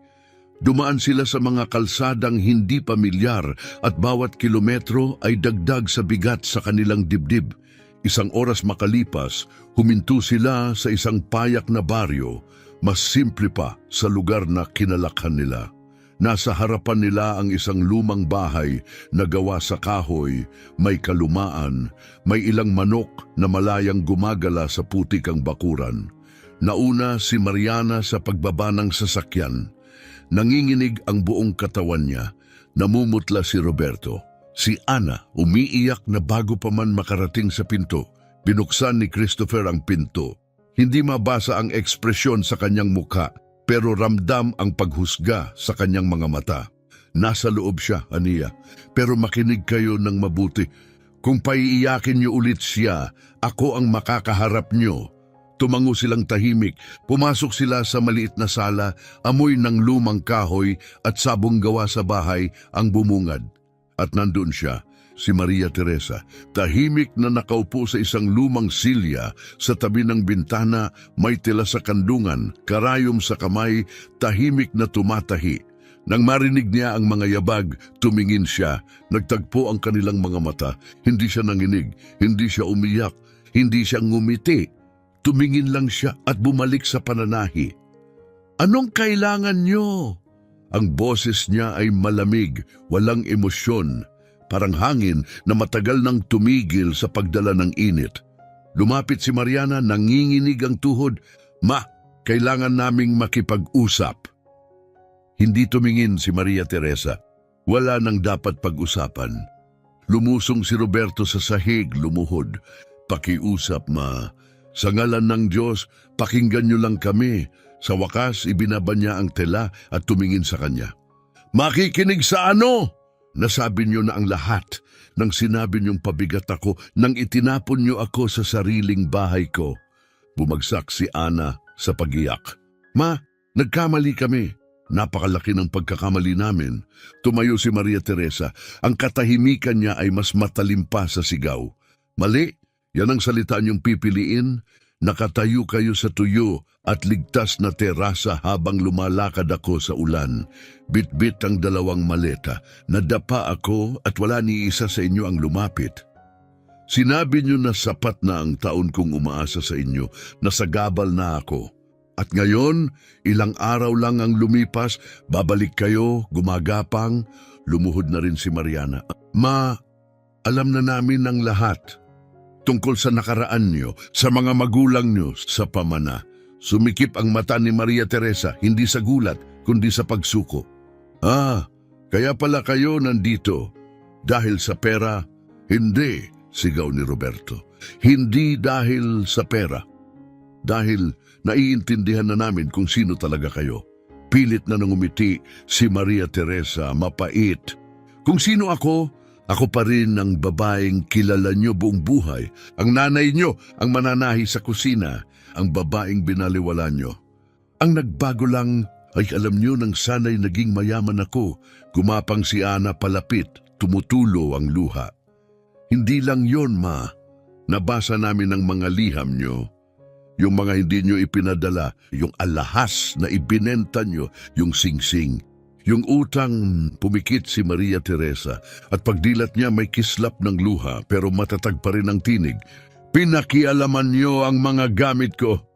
Pasensya na, ma, wika ni Roberto nakatungo. Pero kailangan naming malaman, kailangan naming maintindihan. Tumayo si Maria Teresa, taas noo, dignidad sa bawat galaw. Intindihin ano? Na mahal ko kayo? Dapat alam niyo na yun nun pa. Nang binantayan ko kayo buong gabi kapag may lagnat kayo. Nang paspasan ko ang kamay ko sa pananahi para sa mga costume sa school play nyo. Nang hindi ako kumain para lang busog kayo sa gabi. Pero hindi, naintindihan nyo lang nung nalaman nyong tinanggihan ko ang 100 milyong reais. Umiiyak si Mariana. Kinausap namin si Mrs. Carmela. Sinabi niya ang lahat. Pati yung mga gutom na tiniis mo, yung mga gamit na isinakripisyo mo. Tumingin si Maria Teresa sa bintana. Mahina ang tinig, marupok pero matatag. At ngayon, may nagbago ba? Bumaling siya sa kanila, puno ng kirot ang mga mata. Mariana, buong buhay mong inisip pabigat ako. Roberto, ikinahihiya mo ako, ang pananamit ko, ang kamay kong makapal, ang katahimikan ko.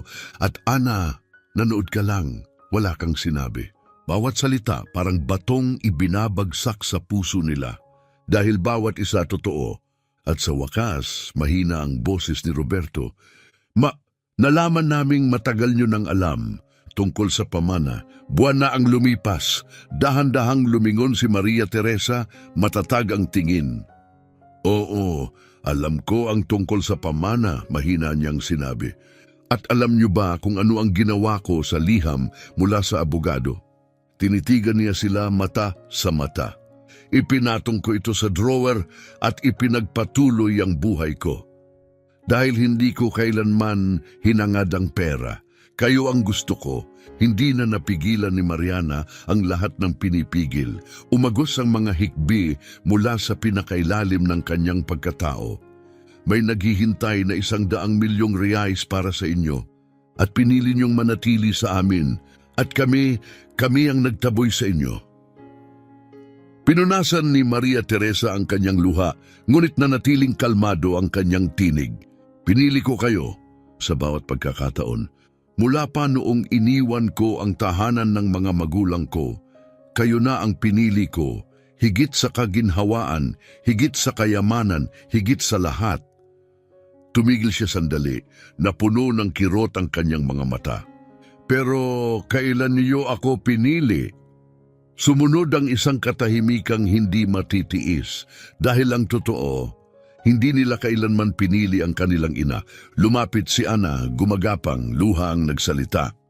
Mama, hindi namin kayo karapat-dapat patawarin. Alam namin kami ang pinakamasasamang anak na maaaring mayroon. Pero nagmamakawa kami. Bigyan niyo po kami ng pagkakataong itama ang lahat. Tiningnan ni Maria Teresa ang anak niyang nakaluhod. Paano niyo itatama? Maibabalik niyo ba ang mga gabing hindi ko tinulugan? Ang mga pagkain na hindi ko kinain para lang may maiwan para sa inyo? Ang dignidad kong nawala nang itinapon niyo ako na parang wala akong halaga? Tumayo si Roberto, nanginginig, tinig ay durog. Hindi na namin mababago ang nakaraan, pero pwede naming baguhin ang hinaharap. Maaari kaming maging ibang tao, mas mabuti, umiling si Maria Teresa. Ayokong magbago kayo dahil sa takot, hindi dahil natatakot kayong mawalan ng pera. Gusto kong magbago kayo dahil naunawaan niyo na kung ano ang ibig sabihin ng karakter, na alam niyo na kung ano ang halaga ng isang tao. Tiningnan ni Mariana ang ina, diretsyong tumitig sa kanyang mga mata.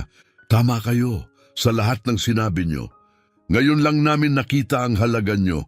Noong nawala na kayo, ngayon lang kami nag-isip nang malaman namin ang tungkol sa pamana. At nakakadiri, kami ang nakakahiya. Umupo si Maria Teresa muli sa kanyang upuan. Halatang pagod ang kanyang katawan, ngunit banayad ang boses. Gusto niyo ng kapatawaran? Gusto niyo bang bumalik ako sa bahay na yon at magkunwaring walang nangyari? Nagkatinginan ng magkakapatid, tahimik, tapos mahinahong sagot ni Mariana, Hindi, Ma. Ayaw naming bumalik kayo.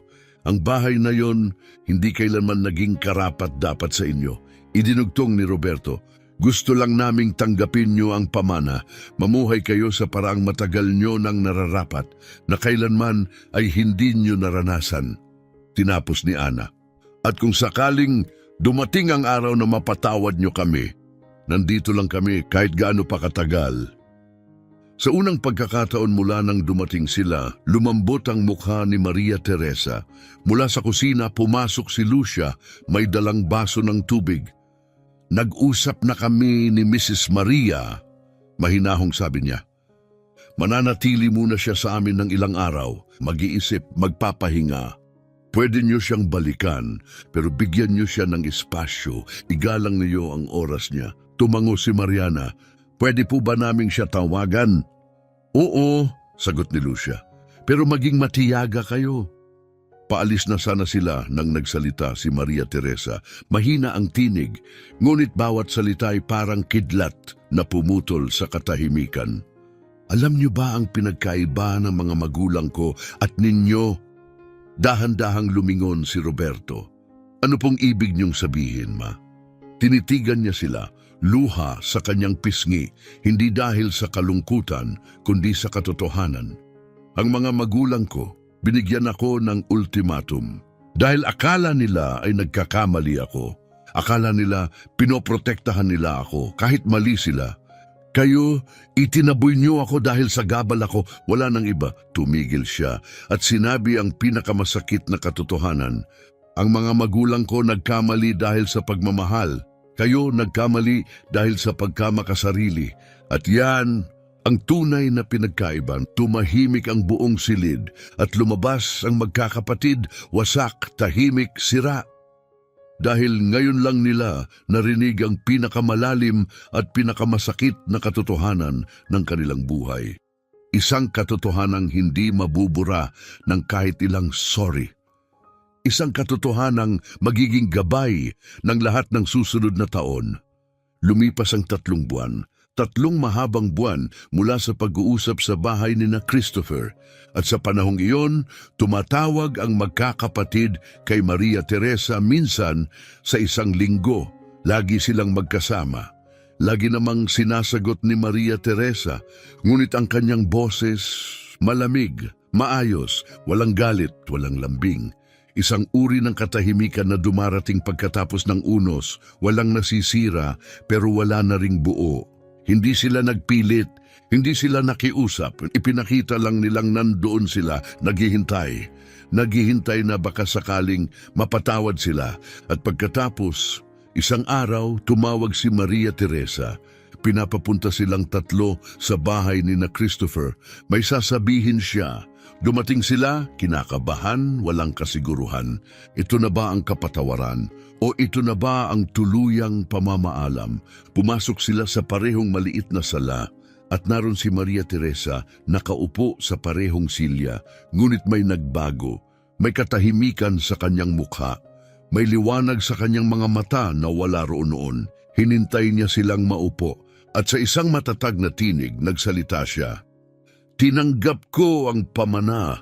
Pumunta ako sa opisina ni Dr. Alberto at nilagdaan ang lahat. Ang 100 milyong reais ay legal nang nakapangalan sa akin. Walang isa mang nagsalita dahil ngayon hindi na ito tungkol sa pera. Ito ay tungkol sa kanya. Sa wakas, pinili na niya ang sarili niya. Huminga ng malalim si Maria Teresa at nagpatuloy, at may mga desisyon na akong ginawa tungkol sa kung anong gagawin ko sa perang ito. Nagsalita si Maria Teresa sa tinig na tahimik, ngunit buo ang paninindigan. Unayan niya, magdodonate ako ng 50 milyong reais para magpatayo ng isang pampublikong ospital. Napatingin sa kanya ang mga anak gulat na gulat. Isang lugar kung saan ang mga ordinaryong tao ay maaaring magpagamot ng may dignidad, patuloy niya. Papangalanan ko ito bilang Hospital Vittoria e Augusto sa karangalan ng aking mga magulang. Napuno ng luha ang mga mata ni Ana. Napakaganda niyan, ma. Tumango si Maria Teresa, unti-unting lumambot ang kanyang ekspresyon. Nagkamali sila, pero sa huli sinubukan nilang itama ito. At gusto kong parangalan yon. Huminga siya ng malalim, nagpatuloy. Pangalawa, gagamitin ko ang 10 milyon para magtatag ng isang foundation, isang organisasyong tutulong sa mga babaeng itinakwil, iniwan, walang-wala. Mga babaeng kailangan ng pangalawang pagkakataon. Saglit siyang yumuko dahil alam ko kung ano ang pakiramdam ng ganon. Naglunok si Roberto, pilit nilulunok ang namumuong luha. At ang natitira, ma, tiningnan ni Maria Teresa ang bawat isa sa kanila. Ang boses niya ay parehong may lungkot at pagmamahal. Ang natitirang 40 milyon, hahatiin ko sa 4 na pantay na bahagi. 10 milyon sa bawat isa sa inyo, 10 milyon para sa akin. Napayo ko si Mariana, tinakpan ng muka, nilamon ng kahihiyan. Ma, hindi namin yan karapat-dapat. 1 sentimo. Maingat na iniangat ni Maria Teresa ang kamay. Alam ko. Sinabi niyo na, at tama kayo, hindi kayo karapat-dapat. Pero hindi ko ito ibinibigay dahil karapat-dapat kayo.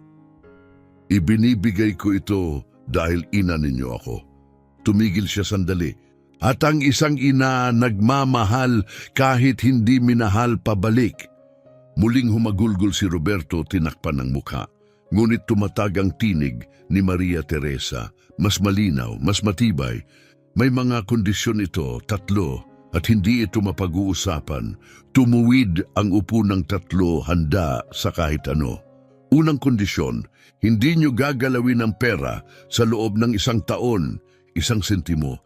At sa loob ng taong yun, magtatrabaho kayo. Napakunot ang noo ni Mariana. Trabaho saan, ma? Tiningnan siya ng ina, diretso. Magtatrabaho ka sa community kitchen, maghuhugas ng plato, magsisilbi ng pagkain, maglilinis ng lamesa, pagsisilbihan mo ang mga taong walang-wala at hindi ka magrereklamo. Nilunok ni Mariana ang bigat ng paninindigan at tumango. Gagawin ko ng buong puso. Tumalikod siya kay Roberto. Ikaw sa konstruksyon, magbubuhat ng hollow blocks, maghahalo ng semento sa ilalim ng araw. Malalaman mo kung paano magtrabaho gamit ang kamay at katawan. Gagawin ko, ma, pangako. At huling humarap siya kay Ana. Magboboluntaryo ka bilang guro sa isang liblib at mahirap na komunidad. Tuturuan mo ang mga batang wala ng mga bagay na ipinagkaloob sa iyo at matututuhan mong pahalagahan ang edukasyong nakuha mo. Umiiyak si Ana habang tumatango. Gagawin ko buong puso, mama. Nagpatuloy si Maria Teresa. Ikalawang kondisyon, magsasama kayo sa iisang bahay, maliit, payak, walang luho, walang kasambahay, walang aliwalas. Kayo ang magluluto, kayo ang maglilinis, matututo kayong magtipid. Sabay-sabay silang sumagot na, tinatanggap namin. Huminga ng malalim si Maria Teresa. At ang huling kondisyon, tuwing linggo, pupunta kayo rito, maghahapunan tayo, ikwento nyo sa akin ang mga natutunan nyo, ang mga hirap, ang mga pagbabagong nararamdaman nyo. At kung loloobin ng Diyos, muling mabubuo tayo, dahan-dahan, sama-sama. Muling napaiyak si Mariana. Mama, binibigyan nyo ba kami ng pagkakataon? Pinunasan ni Maria Teresa ang sarili niyang luha. Binibigyan ko kayo ng bagay na hindi kailanman ibinigay sa akin ng sarili kong mga magulang. Isang pagkakataong magkamali at ayusin ito. Tumayo si Roberto alanganin, namumutla ang boses. Pwede ko ba kayong yakapin? Hindi gumalaw si Maria Teresa sa una. Pagkatapos, dahan-dahan siyang tumayo, isang pintig ng puso, at ibinukas niya ang kanyang mga braso. Yumakap si Roberto sa kanya.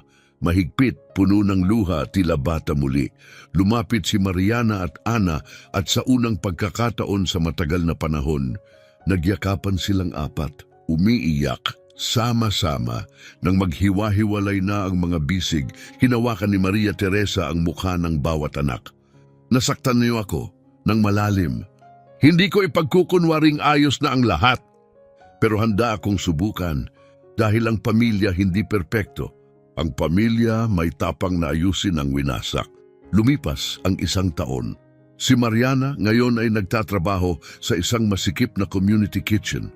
Isang hapon, matapos ang mahabang oras ng paghuhugas ng mabibigat na kaldero, lumapit ang isang matandang babae.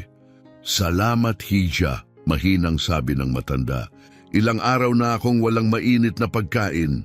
Yumakap si Mariana sa babae, mahigpit, at umiyak dahil ngayon lang niya tunay na naintindihan kung ano ang ibig sabihin ng maglingkod. Nasa construction site si Roberto, pawisan, pasa ng sako ng semento sa ilalim ng tirik na araw nang may lumapit na kasamahan. May 5 akong anak, wika ng lalaki, pinupunasan ng mukha gamit ang laylayan ng kanyang damit. Itong trabahong tulang ang bumubuhay sa amin. Nakinig si Roberto, talagang nakinig. May paggalang, may kababaang loob, walang panghuhusga, puro pag-unawa. At sa sandaling iyon, unang beses niyang nakita ang trabaho, hindi bilang pababa, kundi bilang dangal. Samantala, si Ana ay nasa isang barong-barong na silid-aralan. May pader na may bitak, walang kuryente, tinuturuan ng isang batang 8 taong gulang kung paano bumasa. Hirap ang bata, nangingirot ang mata, sinusundan ang bawat letra gamit ang daliri. Pero bigla, nakabasa siya ng buong pangungusap. Malinaw, buo. Napatawa ang bata, humagik-gik at niyakap si Ana. Yumakap si Ana pabalik, umiiyak ng tahimik sa balikat ng bata. At sa oras na iyon, naintindihan niya ang matagal ng alam ng kanyang ina. Ang edukasyon ay hindi lang nagtuturo, ito ay nagpapabago ng buhay. Tuwing linggo, bumabalik si Mariana, Roberto at Ana sa maliit na tahanan ng kanilang ina. Hindi dahil kailangan, kundi dahil gusto nila. Umupo silang magkakasama, ibinabahagi ang mga kwento ng linggo, ang mga pagsubok, maliliit na tagumpay, at mga pagbabagong unti-unting nagaganap sa kanilang mga puso. Tahimik si Maria Teresa, nakikinig. Hindi kailangang magsalita dahil sa wakas nakita niya ang mga anak niyang unti-unting nagiging mga taong kaya niyang ipagmalaki. Hindi perpekto, ngunit lumalaban, nagbabago, at iyan lamang ang matagal na niyang pinapangarap. Pagkatapos ng 1 taon, natanggap ng magkakapatid ang kanilang bahagi sa pamana. Pero hindi sila bumili ng kotse o mansyon o alahas, bumuo sila. Si Mariana ay nagtayo ng isang restaurant, nag-aalok ng pagkaing may kalidad pang hotel para sa mga walang tahanan, libre. Si Roberto ay nagtayo ng kumpanyang pangkonstruksyon, ngunit ang tanging tinatanggap ay mga manggagawang lampas 50 anyos. Mga lalaking kinalimutan ng lipunan. Mga lalaking binigyan niya ng pangalawang pagkakataon. Si Ana ay nagtayo ng komunidad na paaralan, tuition, wala, gamit, libre. Tanging kailangan, isang pusong handang matuto. Nakatayo si Maria Teresa sa harapan ng ospital na siya mismo ang nagpatayo. Hospital Vittoria e Augusto. Nang biglang nakita niyang papalapit ang kanyang mga anak, wala silang dalang mamahaling sasakyan. Sumakay sila ng bus, wala silang mamahaling damit o relong pandisplay. Simple ang pananamit, malinis, mapagkumbaba. Pero ang higit sa lahat, ang tumama sa puso ni Maria Teresa ay ang kanilang mga mata. Sa unang pagkakataon, nakita niya ang matagal niyang hinintay, tunay na kababaang loob, taos-pusong pasasalamat, at pag-ibig tapat, hindi matinag, hindi nakabatay sa kapalit. "Ma," sabi ni Mariana, hawak ang kamay ng ina. Salamat sa hindi pagsuko sa amin," gumiti si Maria Teresa. Ang isang ina hindi sumusuko sa anak. Kahit pa sinukuan siya ng mga anak niya, gabi yon. Nakasalo silang 4 sa isang simpleng hapag sa munting tahanang binili ni Maria Teresa para sa sarili. Hindi ito mansyon, pero ito ay tahanan, isang lugar kung saan ang pinakamahalagang bagay ay hindi ginto, kundi pagmamahal. Tumawa sila, kumain, nag-abutan ng pagkain, walang pinagsisilbihan, lahat nagsisilbi. Nang matapos ang pagkain, mahinang tanong ni Ana, "Ma, may pinagsisisihan ba kayo?" Tumigil si Maria Teresa, tiningnan ang kanyang mga anak, mga kamay na may kalyo na ngayon, mga matang lumambot sa mga aral ng buhay. "Pinagsisisihan kung hindi ko ikinuwento ang nakaraan ko," tapat niyang sagot. "Baka kung nalaman niyo noon, mas pinahalagahan niyo ang simpleng buhay." Umiling si Roberto. "Hindi, Ma. Kung sinabi niyo sa amin, baka minahal namin kayo dahil sa perang iniwan niyo. Ngayon, minahal namin kayo dahil sa sakripisyong hindi namin nakita." May namuong damdamin sa dibdib ni Maria Teresa. Hindi sakit, hindi lungkot, kundi kapayapaan. Ang uri ng kapayapaang dumarating lang kapag lumipas na ang bagyo. "Natutunan niyo na ang pinakadakilang aral," mahina niyang sabi. "Hindi mahalaga kung gaano karami ang meron ka. Ang mahalaga ay kung gaano karami ang ibinibigay mo." Gumiti si Mariana sa gitna ng luha. "At natutunan namin yon mula sa pinakamagaling." Nakatayo siyang mag-isa sa ilalim ng bumubuhos na ulan. Hawak ang 2 mabibigat na maleta, ang buong buhay niya ay nakapaloob dito. Ang parehong mga anak na minahal, inalagaan at pinagpaguran niyang bigyan ng magandang buhay, ang siya ring nagtaboy sa kanya palabas ng tahanang tinulungan niyang buuin mula sa wala. Akala nila kilala nila ang kanilang ina, ngunit nang lumabas ang katotohanan tungkol sa nakaraan ni Maria Teresa at sa kanyang mga sakripisyo, naging nakakagulat ang kanilang reaksyon. Isang pagtataksil na hindi niya inakalang mangyayari, at ang umagang iyon ang huling pagkakataong magigising siya sa ilalim ng bubong na iyon. Ang bahay na iyon ay hindi lang basta mga pader at semento. Simbolo ito ng kanilang buhay mag-asawa. Binuno nila yon gamit ang sariling mga kamay. Bawat ladrilyo ay may halong pagmamahal, pag-asa at pangarap para sa hinaharap. Bunga ito ng isang buhay ng pagsusumikap, matiyagang pag-iimpok at mga pinagdaanang pagsubok. Sa abong umagang iyon, abala si Maria Teresa sa kusina, gumagawa ng kape, isang bagay na libo-libo na niyang nagawa noon. Isang tahimik at pamilyar na sandali hanggang sa bumukas ang pintuan